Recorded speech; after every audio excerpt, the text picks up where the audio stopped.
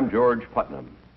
I'd like to begin with a fact, a simple yet shocking fact.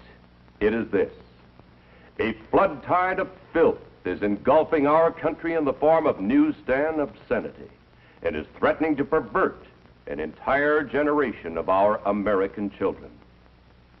We know that once a person is perverted, it is practically impossible for that person to adjust to normal attitudes in regard to sex. Yet much of this material has been described as an illustrated, detailed course in perversion, abnormal sex, crime, and violence. It is also a fact that no matter who buys this material, 75 to 90% of it ends up in the hands of our children. Now, you might ask yourself, why this sudden concern? Pornography and sex deviation have always been with mankind. This is true. But now, consider another fact. Never in the history of the world have the merchants of obscenity, the teachers of unnatural sex acts, had available to them the modern facilities for disseminating this filth. High-speed presses, rapid transportation, mass distribution, all have combined to put the vilest obscenity within reach of every man, woman, and child in the country.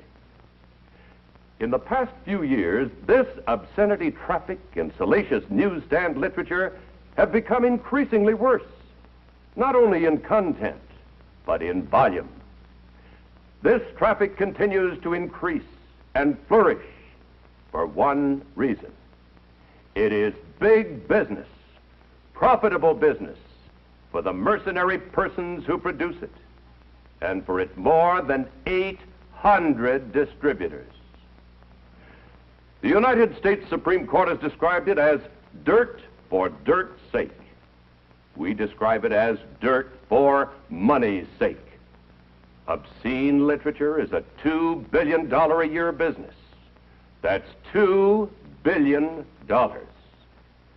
Through this material, today's youth can be stimulated to sexual activity for which he has no legitimate outlet. He is even enticed to enter the world of homosexuals, lesbians, sadists, masochists, and other sex deviants. The psychiatric terms for these unnatural sex acts are unknown to most decent adults in our country. But through this salacious material, these abnormalities are corrupting the minds and the hearts of our children. Perversion for profit. Here is the most vicious, the most insidious feature of these publications.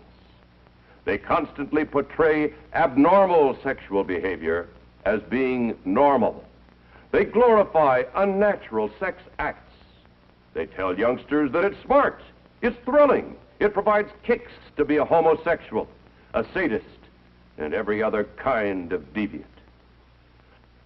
The Military Chaplains Association of the United States, practically every major fraternal, civic, and religious organization, the juvenile court judges, the Federal Bureau of Investigation, innumerable psychiatrists, sociologists, and psychologists attribute the moral decay among our people in very large part to the obscene and pornographic literature so prevalent in our society.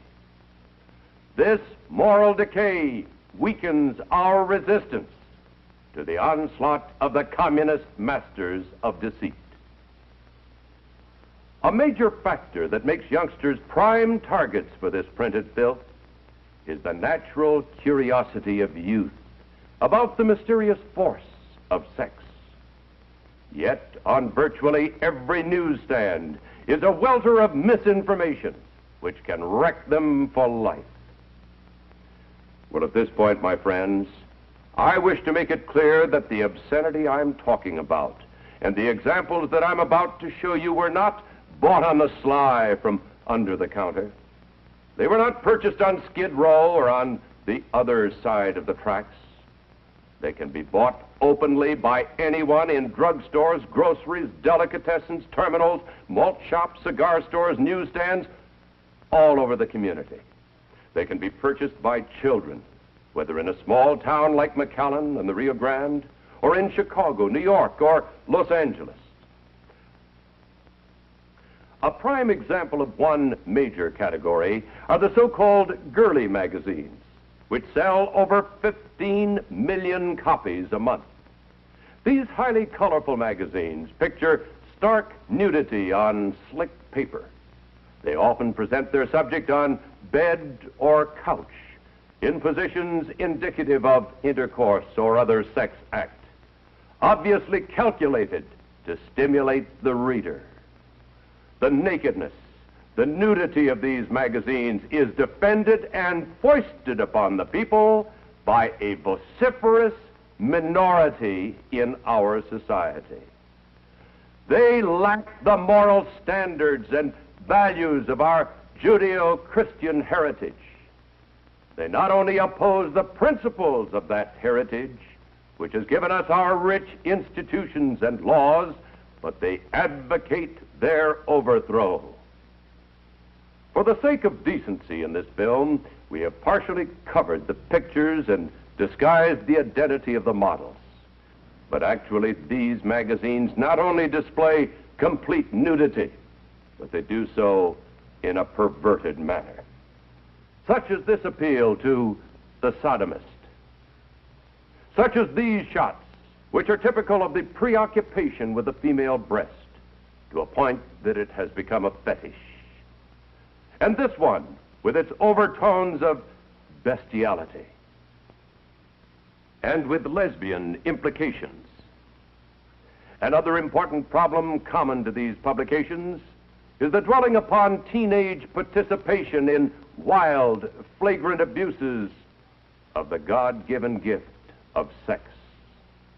This is amply depicted by the pose of this obviously young girl, her clothes in the disarray of sexual activity, with the stimulus of alcohol indicated by the tumbler placed on her thigh.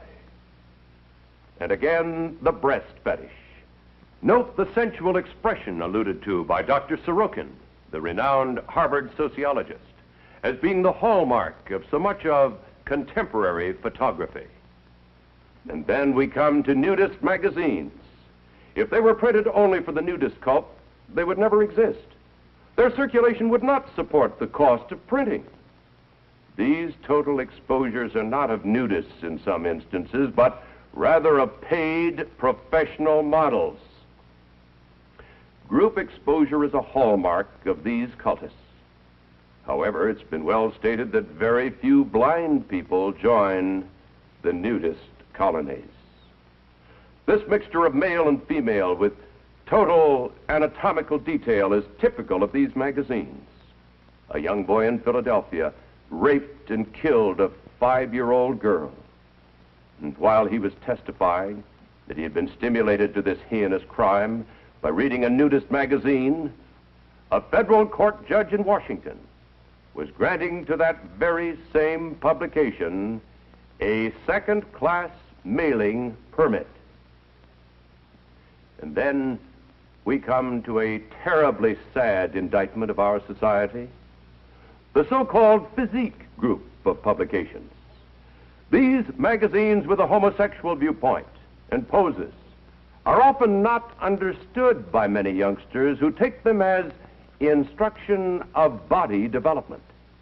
But psychiatrists believe that prolonged exposure of even the normal male adult to this type of publication, though he may not be aware of its true nature, will nevertheless pervert. Think then of the consequences to the inexperienced youth who, in purchasing and studying this material, becomes a pawn for these misfits, these homosexuals, who have a slogan that betrays the evil of the breed. Today's conquest, they say, is tomorrow's competition. See the tender age at which homosexuals prefer their conquests. Look here at the young face and bright smile which could be the hope of the world.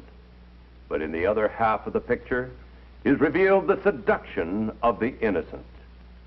Look at this poor young lad, but when looking, think of the others who might follow his perfidious footsteps when photos like these are available at the corner news rack. And so it goes, countless poses, still pictures, slides, movies, all with the same content, and more of the same. This picture is not one typical of the physique magazines. It approaches another class of magazines dealing with transvestites, wherein the wearing of female garments is that which provides sex gratification for the participant. This picture, of course, merely confesses on the cover of the magazine the charges we have made. In this ad, the titles of the magazines and their table of contents speak more eloquently than I of the tremendous problem here presented. Sexual sadism, strange flagellation cults, erotic confessions of a sadist. What is fetishism? The pleasure of pain, the worship of the whip, sexual problems of a masochist, how to buy a whipping, famous transvestites. Are cross-dressers afraid of sex? These titles lead us to an even more bizarre but nevertheless common product of our news racks. The composite picture here speaks for itself. This type of aberration is usually depicted by showing several persons, one of whom is dominant, and binding or inflicting pain upon the other. And thus the grotesque costuming and the significance of the extreme spiked heel and the tight boot, the riding crop, the burning cigarette, rubber and leather garments, and all the rest. And here again, an appeal to the sodomist with a play upon the buttocks, the laced leather garment. This picture hints at the common idea of bestiality. Dr. Sorokin, the renowned sociologist at Harvard, says that today the newsstands, quote, depict the world as a sort of human zoo inhabited by raped, mutilated, and murdered females, and by he-males outmatching in bestiality cavemen and outlusting the lustiest of animals. Male and female alike are hardened in cynical contempt of human life and values, unquote.